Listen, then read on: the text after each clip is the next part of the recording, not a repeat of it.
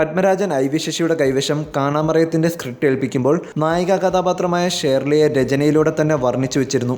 മെലിഞ്ഞുയരമുള്ളവർ, കൂസലില്ലായ്മയും വാശിയും കുശുമ്പുമെല്ലാം തെളിയുന്ന ഒരു 15-കാരി പെണ്ണ്. ഐ വി ശശി നാടായ നാട് മുഴുവൻ ഷേർലിയെ തിരഞ്ഞിട്ടും പത്മരാജന്റെ വർണ്ണനയ്ക്കൊത്ത ഒരാളെയും കിട്ടിയില്ല.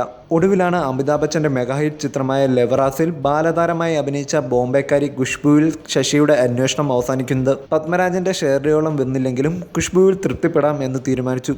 സുകുമാരിയെ ചിത്രത്തിലേക്ക് കരാർ ചെയ്യാനായിരുന്നു ഐ വി ശശി സുകുമാരിയുടെ വീട്ടിൽ പോയത്. വിചാരിച്ചതുപോലെ നായികയെ കിട്ടാത്തതുകൊണ്ട് ബോംബെ നിവാസി പുതുമുഖം ഖുഷ്ബുവിനെ നായികയാക്കിയ കാര്യവും സംസാരമധ്യേ ശശി സുകുമാരിയോട് സൂചിപ്പിച്ചു.